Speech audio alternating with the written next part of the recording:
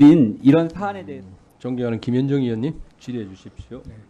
네, 보훈부 장관님. 네. 네, 보훈부는 5.18 민주화 운동하고 4.3 다시 시간. 네, 보훈부 장관님, 보훈부는 5.18 민주화 운동하고 4.3 항쟁을 선양하는 보훈 업무를 담당하고 계시죠? 그렇습니다. 네, 당연히 그 5.18 민주화 운동과 4.3 항쟁 희생자들과 유가족들에 대한 명예를 지켜야 될 책무를 가지고 있는 것이죠. 네, 그렇습니다. 네, 그래서 관련해서 좀 여쭤보겠습니다. 우리 한강 작가가 노벨 문학상을 수상한 후에 한강 작가의 노벨 문학상 수상은 역사 왜곡의 정당화라는 일부 몰지각한 주장이 있었습니다. 언론 보고 보셨죠? 네, 언론에 나온 적이 있는 것 같습니다. 그 이후에 일부 극우 세력들이 김 작가의 주장을 퍼뜨리면서 논란이 점점 커지고 있는 것도 알고 계시죠? 네. 여러 금이 그 일부 극우 세력의 역사 왜곡이라며 주장한 한강 작가의 소설은 5.18을 다룬 소년이 온다 하고 4.3을 다룬 작별하지 않는다 두 작품입니다. 혹시 두 작품 읽어보셨나요? 읽어본 적 없습니다. 네, 그럼 제가 관련해서 좀 말씀을 좀 드려볼게요. 소설 소년이 온다에서 주인공인 이제 중학생 동호는 5.18 당시에 시민군 그 희생자의 가족을 찾아주는 일을 돕다가 그 계엄금의 총에 맞아서 죽습니다. 그 중학생이 군인에게 학살됐다는 소년이 온다의 설정은 역사적 사실을 담은 것이고 현실은 더 엄혹했습니다. 이 소설의 주인공 동호 캐릭터는 실제로 계엄금의 총탄에 맞아 숨진 광주상고 1학년 문재학 열사의 이야기를 바탕으로 하고 있습니다. 장관님, 이 소년이 온다라는 작품에서 군대가 중학생 소년과 강주 시민을 잔혹하게 학살했다는 것을 모사하는 것이 역사 왜곡이라고 생각하십니까? 그 부분에 대해서 논란되는 거는 장관님, 정말 네. 자꾸 이렇게 국무장관이 모호한 태도를 보이니까 자꾸 이렇게 이미 역사적 평가가 끝난 사실에 대해서도 자꾸 사회적 갈등이 역사 갈등으로 이어지는 겁니다. 지금 그 장관님은 국무장관이에요. 그러니까 역사적 평가 끝난 거에 대해서 명확하게 그냥 답변을 하셔야 됩니다. 역사 왜곡입니까? 5.18이라든지 제가 다 말씀드렸잖아요. 내용에 대해서. 그럼 아니다라고 명확히 해주시는 게 장관의 책무예요. 내가 그 보훈부의 책무에 대해서 사전에 말씀드렸잖아요. 자, 그 다음에 제가 또 이어서 한번 해보겠습니다. 한강 작가의 또 다른 소설 작별하지 않는다가 제주 4.3을 왜곡했다는 주장을 또 있습니다. 이 소설에서 주인공 인선의 어머니 아버지가 4.3 당시 경찰 등이 자행한 국가폭력으로 가족을 잃고 그 아픔 속에 살아온 인물로 나옵니다. 이거에 대해서 일부 몰지각한 사람들은 또 4.3 당시 경찰이 제주 도민을 학살했다는 썰을 풀어낸 것이라면서 왜곡이라고 또 주장하고 있습니다. 아시겠지만 이 4.3은 그 최소 14,000명, 이 중에 군인과 경찰 등에 의해 희생당한 경우가 84.3%에 달하고요. 정부도 이를 국가폭력에 의한 사건으로 규정했습니다. 그리고 아시겠지만 고 노무현 전 대통령께서 직접 나서서 사과까지 했습니다. 이 마찬가지로 장관님 이것도 역사적 사실이 묘사한 것이 이것이 왜곡입니까?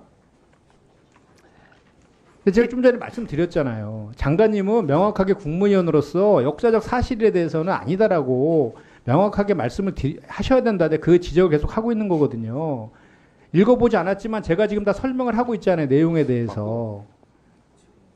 자, 장관님, 그 5.18과 4.3 모두 역사적 평가 끝난 사건 맞죠? 평가 끝났다고 봅니다. 예, 그렇기 때문에 제가 계속 반복해서 그 본 의원이 여쭤보고 있는 거고요. 한강 작가가 그 수상 후 인터뷰에서 이렇게 얘기했습니다. 우리는 역사를 통해 배울 기회가 많이 있었는데 끔찍한 일들이 반복되는 것 같아요. 적어도 언젠가는 과거로부터 배울 수 있기를 바래요. 우리가 살인을 멈춰야 한다는 것은 우리가 배웠던 것들의 아주 분명한 결론이에요. 이렇게 얘기를 합니다.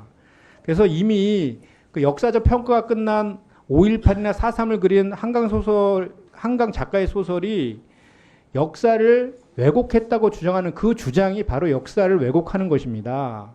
그래서 저는 한강 작가의 그 수상 그 자체가 민주주의의 가치가 반영된 결과라고 저는 본인은 생각하고요. 장관님도 이 점을 좀 명심하시고 만약 이렇게 주장하고 있는 것들에 대해서 보훈부의 역할이 있지 않습니까? 보훈부 장관의 명의로 이것은 명확한 역사적 사실이 아니다. 잘못된 주장이다라는 입장문을 저는 내야 된다고 생각하거든요. 그거에 대해서 어떻게 생각하십니까?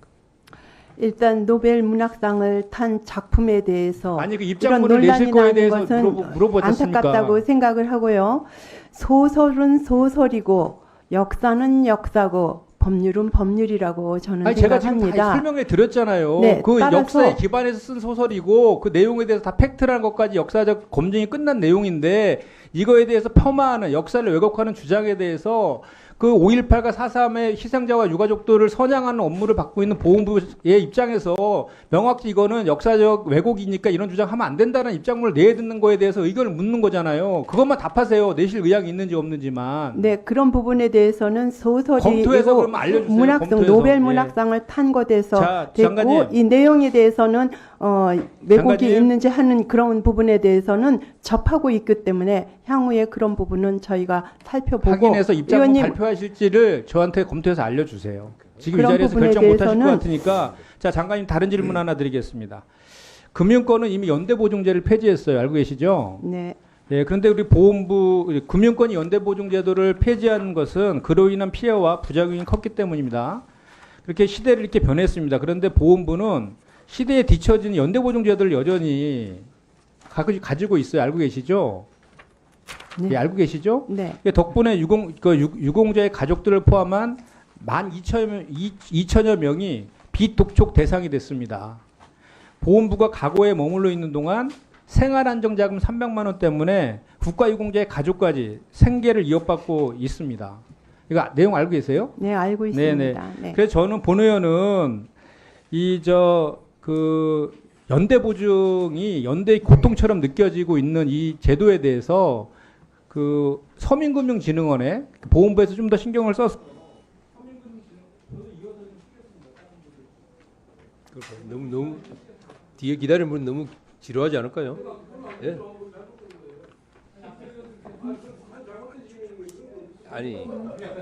아니 그러면 10분을 쓰면 뒤에 기다리는 분 너무 지루하잖아요. 그럼 1분은 더 쓰세요. 예. 아까 국민의힘 의원부터 그렇게 하셨잖아요. 아니요 1분만 더 하시고 왜냐면 뒤에 기다리는 분 계셔서 내가 그래요.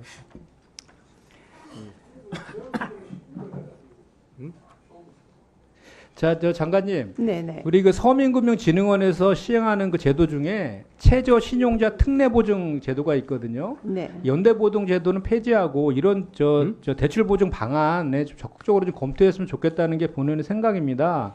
그거에 대해서도 검토해서 나중에 좀 알려주십시오. 네, 검토하는데 네, 나중에 알려주세요. 그냥 네. 어차피 지금. 그다음에 또 이제 보험부에서는 그 상한 유예나 분할 상한 같은 대책을 제공하고 있는데요. 이 신청 가능한 조건과 대상이 너무 까다롭더라고요. 본 의원이 봤을 때는. 그래서 많은 유공자들이 혜택을 받지 못하고 있다. 이런 현실이 있습니다. 그래서 이 문턱을 좀 낮추셔야 된다라는 생각이고요. 그래서 상한유예나 부채 경감 대책의 대상과 조건을 완화할 계획이 있는지도 검토해서 좀 알려주십시오. 그리고 이제 보훈부는 지난해 52억, 그리고 올해 218억을 재복 지원 사업에 쏟아부었습니다. 하지만 국가유공자들에게 당장 필요한 것은 재복이 아니라 저는 생계라고 생각하거든요. 그래서 재복을 통한 명예도 중요하지만 따뜻한 한끼가 자부심을 지키고 생계를 보장해주는 정책이 유공자의 명예를 높여주는 것이라고 생각합니다. 그래서 이렇게 재복으로 200억 이상을 지출하는 것보다는 오히려 아까 말한 소액 대출 있지 않습니까? 생활안정 대출 이런 것들을 쪼개다가 좀 더 금액을 늘려갖고 지원해주는 게 오히려 우리 진정한 보훈이다라고 보는 생각하거든요. 이것들을 검토해서 알려주세요. 네, 일단 의원님이 이런 거를 많이 관심 가져주시는 건 감사드리고요. 제복 제공하는 거와 이 참 여러 가지 생계라든지 곤란한 이런 부분은 별개로 사업의 효과성이 다르다고 생각합니다. 두 개 다 잘 진행이 되었으면 좋겠는데 아쉬운 부분에 대한 것들은 검토해서 저희가 노력하는 것들 알려드리도록 수고하셨습니다. 하겠습니다. 자, 네. 이어서 수고하셨습니다. 네. 자, 이어서 민명도 의원님 질의해 주세요.